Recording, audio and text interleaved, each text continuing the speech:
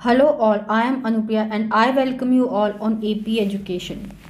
आज हम पढ़ेंगे disease causes organisms in plant. जो ऑर्गेनिज्म प्लांट के अंदर डिजीज कॉज करते हैं उनके बारे में पढ़ेंगे, जो कि है क्लास 8 का चैप्टर नंबर 2। लेकिन उससे पहले अगर आपने चैनल को सब्सक्राइब नहीं किया है तो प्लीज़ सब्सक्राइब करें और हर क्लास के नोटिफिकेशन के लिए बेल आइकन को प्रेस करें। Several micro organism cause disease in plant like wheat, rice, potato, sugarcane, orange, apple and others।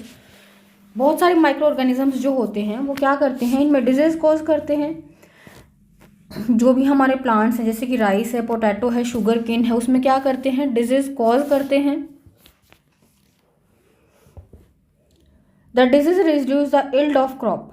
और डिजीज क्या करती है की वजह से क्या होता है कि क्रॉप की जो इल्ड होगी वो क्या होगी, रिड्यूस होगी। क्रॉप इतना अच्छे से हमें प्रोडक्शन नहीं दे पाएगी। See table 2.2 for some such plant disease they can control bye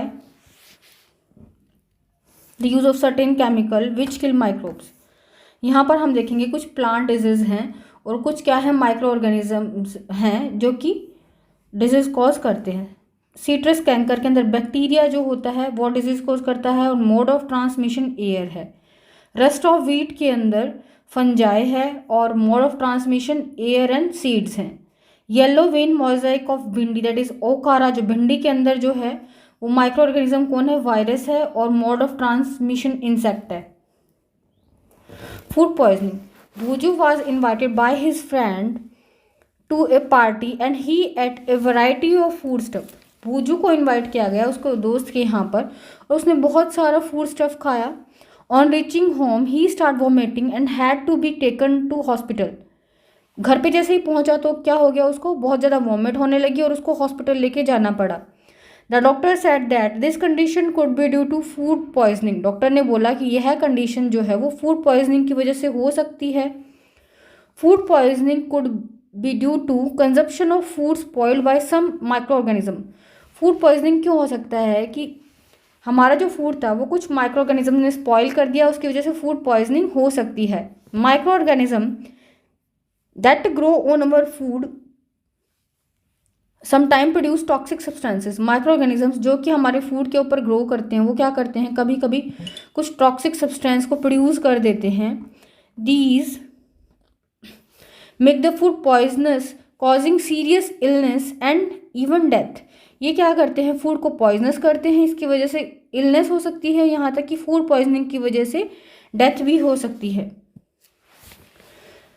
so it is very important that we preserve food to prevent it from spoiled. तो इसलिए क्या बहुत ज़रूरी है कि हमें फूड को स्पॉइल होने देने से बचाने के लिए उसको प्रिजर्व करना ज़रूरी है। Food preservation. In chapter 1 we have learn about the method use to preserve and store food grain. हमने चैप्टर 1 में क्या पढ़ा था कि हम कौन कौन से मेथड जो है वो फूड को प्रिजर्व करने के लिए यूज़ कर सकते हैं। How do we preserve cooked food at home. हम जो पका हुआ भोजन है उसको घर पे कैसे प्रिजर्व करें। You know that bread left unused under moist condition is attack by fungus. आपने देखा होगा कि ब्रेड को अगर हम ऐसे ही छोड़ देते हैं तो फंगस के अटैक की वजह से क्या हो सकती है, ब्रेड जो है वो ख़राब हो सकती है। Microorganisms spoil our food. Spoiled food emit bad smell and had a bad taste and change color. Microorganisms क्या करते हैं, फूड को स्पॉइल करते हैं। स्पॉइल जो फूड होता है उसकी टेस्ट भी बेकार हो जाता है और उसकी स्मेल भी बेकार हो जाती है। स्मेल जो होती है वो भी बैड स्मेल होती है उसकी। स्पॉइलिंग ऑफ फूड एक केमिकल रिएक्शन। क्या फूड को सड़ा देना एक केमिकल रिएक्शन है। पहली bought some mangoes but she could not eat them for a few days. पहली जो है वो उसने क्या किया, वो कुछ मैंगोज लेकर आती है लेकिन उसने उन मैंगोज को खाया नहीं था, कुछ दिन तक मैंगोज को उसने खाया नहीं। Later she found that they were spoiled and rotten. फिर उसने देखा कि मैंगोज जो हैं वो तो स्पॉइल हो गए हैं और मैंगोज जो हैं वो सड़ गए हैं, पूरे रॉटन हो गए हैं।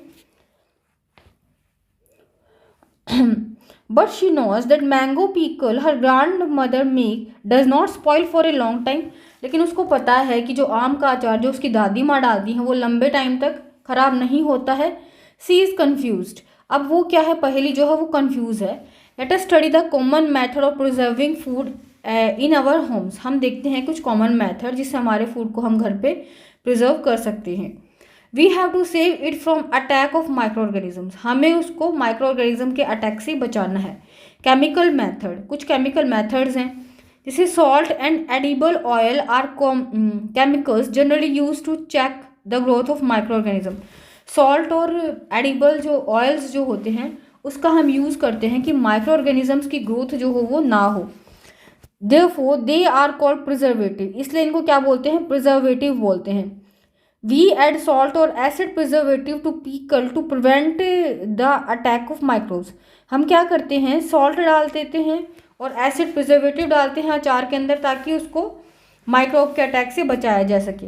Sodium benzoate and sodium metabisulphite are common preservatives, sodium benzoate है एक तो, और एक क्या है सोडियम मेटासल्फाइड जो है, ये क्या है, दोनों ही एक कॉमन प्रिजर्वेटिव हैं जो कि कॉमनली यूज़ किए जाते हैं। This are also use in jams squashes to check their spoilage, jam के अंदर जो होते हैं स्क्वैशेस के अंदर भी इन प्रिजर्वेटिव्स का यूज़ किया जाता है। Preservation by common salt, common salt के द्वारा भी क्या होता है, प्रिजर्वेशन जो होता है वो किया जाता है। कॉमन सॉल्ट जो होता है उसके द्वारा भी प्रिजर्वेशन किया जाता है। Preservation by common salt has been use to preserve meat fish for ages, common salt का यूज़ किया जाता है मीट को फिश को प्रिजर्व करने के लिए, बहुत लंबे टाइम से किया जा रहा है।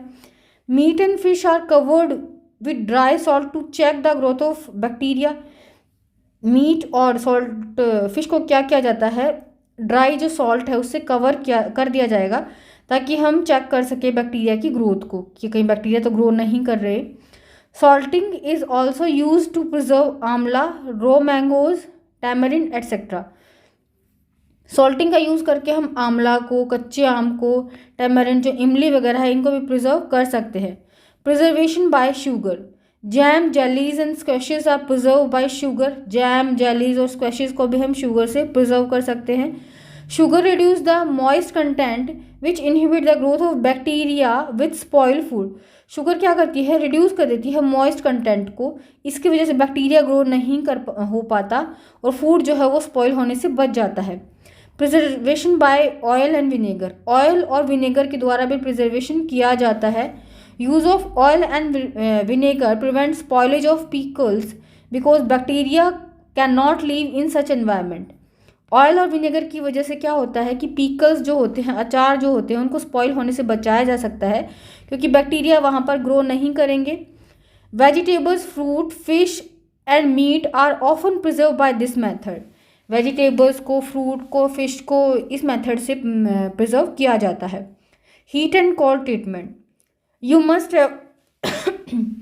Observe your mother boiling milk before it is stored और यूज, आपने देखा होगा क्योंकि मम्मी जो है वो पहले क्या करती हैं, दूध को बॉईल करती हैं उसको स्टोर करने से पहले या उसको यूज़ करने से पहले। बॉइलिंग किल मैनी माइक्रो ऑर्गेनिजम्स, बॉइलिंग की वजह से क्या होता है कि बहुत सारे माइक्रो ऑर्गेनिजम्स जो होते हैं वो मर जाते हैं। Similarly we keep our food in refrigerator, हम अपना फूड भी होगा वो रेफ्रिजरेटर के अंदर रखते हैं, क्यों रखते हैं, ताकि फूड जो हो वो स्पॉइल ना हो। Low temperature inhibit the growth of micro organisms, low temperature की वजह से क्या होगा कि माइक्रो ऑर्गेनिजम्स की ग्रोथ जो है वो रुक जाती है।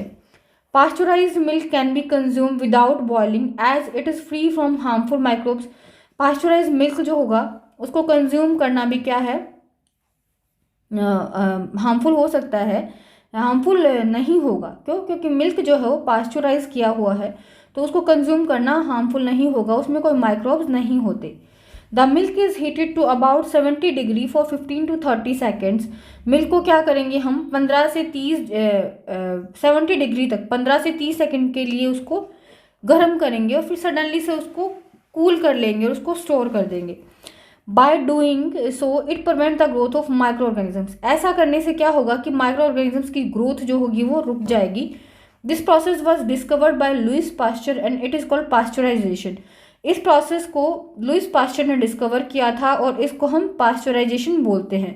Storage and packaging, these days dry fruit and even vegetables are sold in sealed air tight packets to prevent the attack of microbes, इन दिनों क्या हो रहा है, ड्राई फ्रूट्स को और जो भी हमारी वेजिटेबल्स हैं उनको क्या किया जाता है, जो एयर टाइट पैकेट्स होते हैं उनके अंदर ही सोल्ड किया जाता है, उनके अंदर ही पूरा उनको सोल्व किया जाएगा। अभी इस चैप्टर में क्या बच गई, इस चैप्टर में बचती है नाइट्रोजन फिक्सेशन। आज के लिए हम इतना ही करेंगे, नेक्स्ट क्लास में हम नाइट्रोजन फिक्सेशन वाले टॉपिक को कंप्लीट कर लेंगे। लेकिन उससे पहले अगर आपने चैनल को सब्सक्राइब नहीं किया है तो प्लीज़ सब्सक्राइब करें, हर क्लास के नोटिफिकेशन के लिए बेल आइकन को प्रेस करें। Thanks for watching.